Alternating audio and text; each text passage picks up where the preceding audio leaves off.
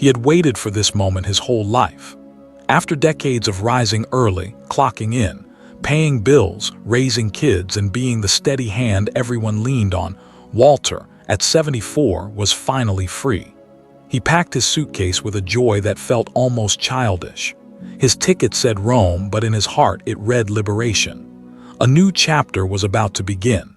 And yet, within 36 hours, he would find himself in a foreign hospital, trembling with pain, tubes in his arms, confused and frightened. What went wrong? The golden years promise us freedom, travel, new memories. But the truth no one wants to say out loud is this. After 70, even the most beautiful road can hide silent cracks beneath your feet. Because as your hair turns silver and your wisdom deepens, your body quietly changes. The joints that once carried you across mountaintops now stiffen at altitude. The heart that once raced with excitement now needs rhythm and routine. And the immune system, the silent shield you never thought about, grows fragile in strange lands. This isn't fear-mongering, it's reverence. Because there's a sacred art to traveling well in later life. Not like the rushed backpackers or spontaneous weekend adventurers of youth, but like the elders of old, deliberate, prepared, grounded. You see, wisdom isn't just knowing where to go, it's knowing how to go. How to honor the body that's carried you through 7 decades of storms and sunrises. How to listen to its whispers before they become screams. How to step forward not with recklessness, but with respect. The world is still yours to explore, but the rules have changed. No one handed you the new manual, did they? That's why this journey, this conversation we're about to have, matters. Because behind every postcard perfect trip lies a deeper question. Can you enjoy the journey? Without endangering your health? Can you chase new horizons? Without forgetting the one thing that matters most, coming home safely? In the next breath, we'll uncover one of the quietest killers of all. One that starts simply with a seat belt, a cramped leg, and a ticking clock. Let's keep walking, shall we? It starts so simply. A long flight, a window seat, a good book, and legs that haven't moved in hours. You tell yourself it's just a little stiffness. You stretch once, maybe twice, then brush it off as nothing. But deep inside your veins, far beneath the skin, something dangerous is brewing. It's called a blood clot. A quiet, invisible thread being woven by time, pressure, and stillness. And by the time you feel the pain, it might already be too late. They call it deep vein thrombosis, or DVT, a condition that sounds technical, clinical, until it reaches your lungs and suddenly becomes a pulmonary embolism, a life-threatening emergency. And here's the hard truth. For people over 70, the risk isn't rare. It's real. Because as we age, our blood thickens slightly, circulation slows, and sitting still, especially in cramped seats for hours, can turn from harmless to hazardous. Walter didn't know. He thought the cramping in his calf was just dehydration from the airplane food. He didn't notice the swelling, not at first. He didn't connect the shortness of breath with that flight over the Atlantic. It wasn't until he collapsed at a small Roman cafe that anyone realized his body had been sending out quiet warnings for days. You don't want to learn that lesson the hard way. But the beauty is, you don't have to. There are ways to fight back. Simple, powerful things: move every hour, stand, walk the aisle, stretch your ankles in circles, keep the blood alive. Stay hydrated, not with alcohol or coffee but water, always water. Wear compression socks. Not glamorous perhaps, but neither is an ER visit abroad. Know your risk factors. Have you had surgery recently? Take medications for blood pressure or cholesterol. Ask your doctor before you fly. Because prevention isn't paranoia, it's power. And when you know better, you do better. Not just for yourself, but for the people waiting for you back home. The people who need you not just to travel, but to return. So next time you book that ticket, remember, adventure is calling, but so is responsibility, and sometimes the greatest freedom begins with a few careful steps.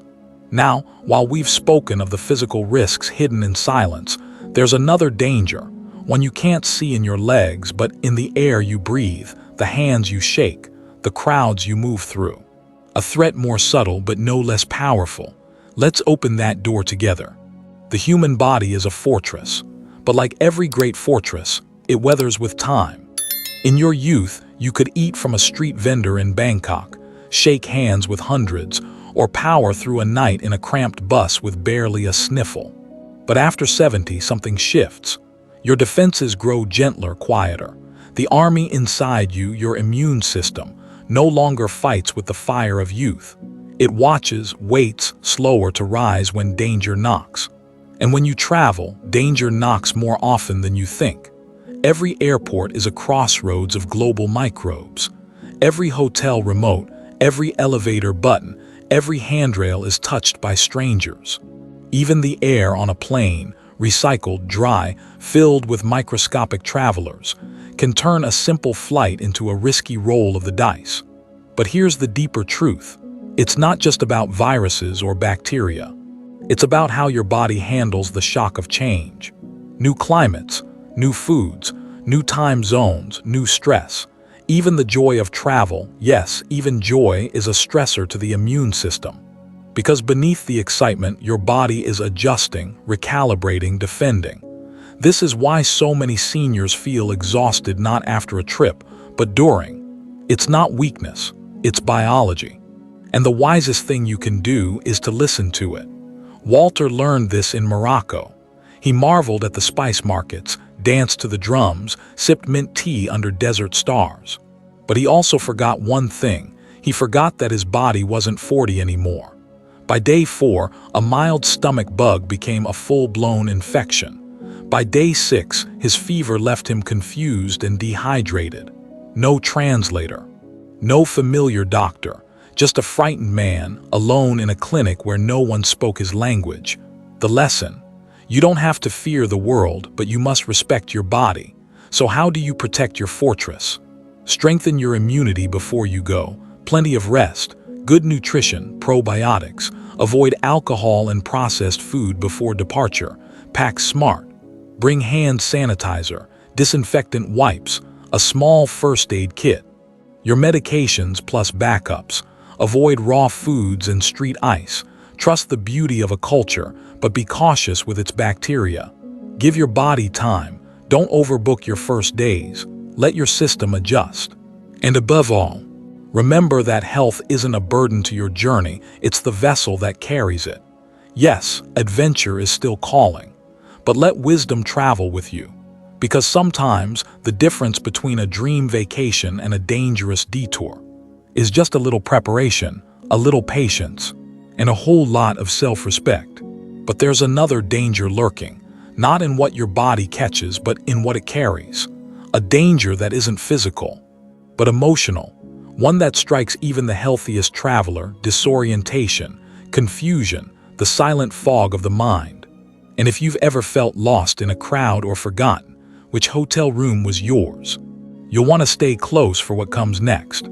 No one talks about it at the airport, not the flight attendant, not the tour guide, not even your well-meaning children waving goodbye, but deep in your carry-on, in a small zippered pouch or prescription bottle, lies one of the most fragile lifelines you carry: your medications. You see, travel changes everything. Your environment, your schedule, your sleep. But what it shouldn't change is how and when you take the pills that keep you alive. And yet, it happens all the time. You cross time zones and forget whether your blood thinner is due now or 6 hours later. You pack pills in a weekly sorter, but customs wants to know why there's no label. You run out, thinking you'll find a pharmacy just in case. You place one small bottle in checked luggage and lose it somewhere over the Atlantic. This isn't just a mistake, it's a potentially fatal oversight. Let me tell you about Helen. A retired teacher, 74, traveling solo through Portugal. She was careful, thoughtful, prepared. But one night, after a long tour through Lisbon's cobbled streets, she was exhausted. She skipped her evening medication just once, a diuretic for her blood pressure. By morning, she was lightheaded. By noon, she fainted on the steps of her hotel, and the doctors, kind though they were, didn't know her history, didn't speak her language. and didn't have access to her medical records. It took 3 days and 2 near heart attacks before she stabilized. 3 days that could have been prevented. With a small plan, a little foresight, and the belief that your health must travel with you. Here's what every wise traveler over 70 must remember. Never pack essential meds in checked baggage. They belong with you always. Carry a written list. Include each medication's name, dosage, purpose, and your doctor's contact. Account for time zones. Ask your doctor how to adjust timing safely if you're crossing several. Bring extra, more than you think you'll need. Delays happen. Life happens. Use a travel pill organizer, but keep the original packaging too. Some countries are strict about unlabeled pills. Know your interactions. Some local dishes, drinks, or even supplements can alter how your meds work. Always ask before trying something new. And most importantly, don't be shy. Don't hesitate to tell your guide, your travel partner, your hotel concierge, "These pills keep me standing. I need space. I need time. I need to take them right," because your health isn't an inconvenience. It's the reason you're even able to travel at all. Medication is not weakness. It is wisdom preserved in chemical form. It is the bridge between your body and the life you still want to live fully. So treat it with reverence. Because no view, no monument, no distant temple is worth reaching. If your heart is misfiring, your balance is failing, or your breath is a struggle from one forgotten dose, but there's more. Sometimes it's not the pill you forget, but the ground beneath your feet that changes. The physical world around you, once familiar, becomes unpredictable, and it's not the grand dangers we fear most. It's the small ones. The steps that wobble, the streets that shift, the bathrooms without handles, the bathtubs with no rails. In the next chapter, we step into that world, where a simple fall can change everything. The world changes fast when you're older, but what changes faster than anything, faster than your knees, your eyesight, even your hearing, is your orientation to reality, not because you're weak, not because you're losing it, but because the mind, like the body, has a rhythm, and travel disrupts that rhythm. Think about it. You wake up in a hotel you've never seen before. The curtains are different. The light hits differently. Your clock says 6:0 a.m., but your body says 2:0 a.m. You reach for the nightstand, but it's on the wrong side. And suddenly, you're not sure where you are. Now add a noisy street, a strange language, an unfamiliar currency, and the pressure to keep up with the group. Your mind becomes a spinning compass, and even the wisest among us can feel lost. This isn't dementia. This is travel-induced cognitive confusion, and it's far more common than people admit, especially after 70. The brain works like a map, and when you pull it out of familiar places too quickly, without giving it time to adjust, it doesn't just get tired, it gets disoriented. Mrs. Adler knew this too well. A retired librarian, 79, fiercely independent. She joined a cruise to Greece with her friends, determined to live life fully. But on the third night, she got off at the wrong floor of the ship. Couldn't find her room. Panicked. Sat in the hallway, unsure of the ship's name, unsure of her cabin number, unsure even of what country she was sailing through. A mind once filled with poetry and wisdom, suddenly adrift. And here's the quiet truth most don't tell you. This disorientation can snowball. A little confusion leads to missed meals, missed medications, fear, shame, withdrawal. You stop talking, you stop asking for help, and slowly the trip you dreamed of becomes a cage. But here's what you must remember. You are not broken, you are adjusting, and that takes care, planning, and compassion for yourself. So what can you do? Keep routines where you can. Wake, eat, and rest around the same times you do at home. Always carry your room number, hotel address, and emergency contacts in your pocket. Use visual anchors. Take a photo of your room door. Set a specific ringtone for important reminders. Limit overstimulation. Too many museums, too much walking, too little rest. It's not noble. It's harmful. Travel with someone who knows you deeply. Someone who notices when you grow quiet. And if you're solo, leave a copy of your schedule with a loved one. Technology is your friend. Let them check in. But more than tactics comes trust. Trust in yourself. Trust that it's okay to slow down, to say, I'm a little turned around right now. Can you help me? Because aging doesn't steal your intelligence. It simply asks you to honor your brain with more kindness. And let's not forget, it's not just the mind that can lose its footing when everything changes, but the body too. Next, we step into the physical world once again, to face one of the most common, painful, and preventable travel dangers. Falls. The world outside your home isn't built with your bones in mind, but there are ways, wise, powerful ways to navigate it. You can plan every moment of a trip, the hotel, the tour, even what you'll wear to dinner, but you can't plan a heart attack, or a stroke, or a misstep that leads to a fractured hip. These don't check your calendar. They don't care that you've waited years to finally see the Eiffel Tower. And when they strike, one thing becomes painfully clear. The world is not built with your emergency in mind. Let me explain. Most seniors assume that their insurance covers them everywhere. That Medicare or their private plan will follow them across borders or state lines like a loyal companion. But here's the truth. For most U.S. citizens, Medicare doesn't cover you outside the United States. Not in France, not in Thailand, not even in Canada just a few miles north. Private insurance. Many have fine print so fine it takes a lawyer's glasses to read it. You'll hear phrases like reimbursement upon return, excluded pre-existing conditions, or emergency-only airlift coverage. Do you know what that means when your chest tightens in a small coastal town at 2 a.m.? It means no ambulance unless you pay up front. It means a hospital demanding a $15,000 deposit before they treat you.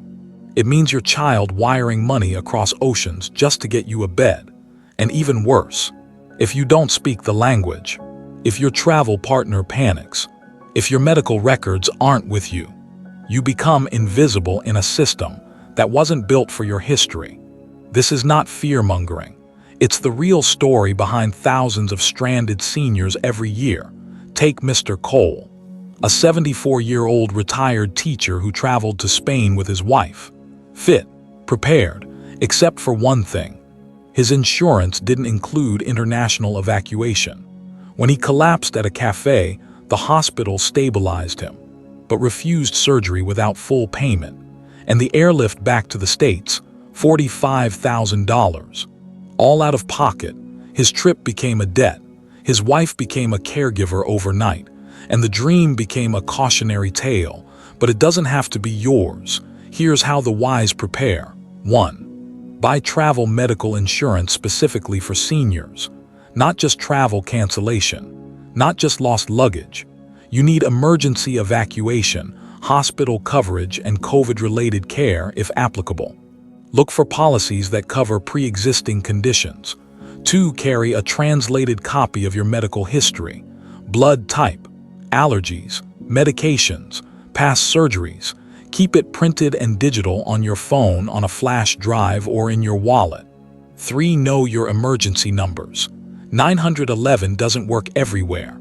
Learn the local ambulance and hospital numbers in the country you're visiting. Write them down. 4. Wear a medical ID bracelet. In a moment of crisis, it speaks when you can't. Include your name, condition like diabetes or heart disease, and emergency contact. 5. Have someone back home monitor your trip. Share your itinerary. Set daily check-in messages. If something feels wrong, you'll have a net ready to catch you. Because here's the deeper truth. Travel doesn't have to be dangerous, but being unprepared is. And at this stage in life, you deserve more than just beautiful memories. You deserve security, peace of mind, and the freedom to explore without fear. As we close in on this journey, there's one final truth we must sit with. Not about danger, but about purpose. Because after the worries and the warnings, what remains is the reason you wanted to travel in the first place. Not to escape life, but to remember what life still holds. Let's return to that golden thought in our final chapter. The road of life stretches long and winding, but travel, true travel, is more than footsteps across lands. It is a journey of the heart. For elders, the road is lined with wisdom carved by decades. Each wrinkle, each silver hair, each memory, proof of battles won, joys embraced, and lessons learned. Travel after 70 isn't about reckless adventure. It's about choosing grace over haste, presence over rushing, and depth over distance. You don't just move through places, you move through moments. Moments that become stories told in quiet evenings under starlit skies. Moments that remind you who you are, not just a traveler but a guardian of memories, a living archive of life itself.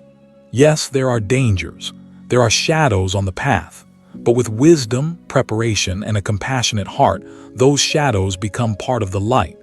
You learn to listen to your body's whispers before it shouts. You cherish rest as much as discovery. You travel not to outrun aging but to embrace its gifts, because every journey is a teacher, and every trip a testament to the life you've lived. Remember Mrs. Adler. After her moment of confusion, she found new strength in asking for help. She slowed down. She embraced the kindness of strangers and the support of her travel companions. Her story didn't end in fear, it ended in grace. This is the true secret of traveling after 70. It's not about avoiding risks, it's about dancing with them carefully, knowing when to lead and when to follow. So pack your bags, not just with clothes and tickets, but with patience, mindfulness, and love for yourself. Carry your stories, carry your dreams, and most importantly, carry your wisdom. Because the journey of elders isn't just about where you go, but how you go, with grace, with courage, with a heart wide open to life's endless horizons. Thank you for walking this path with me. May your next trip be not just a destination, but a celebration of all that you are.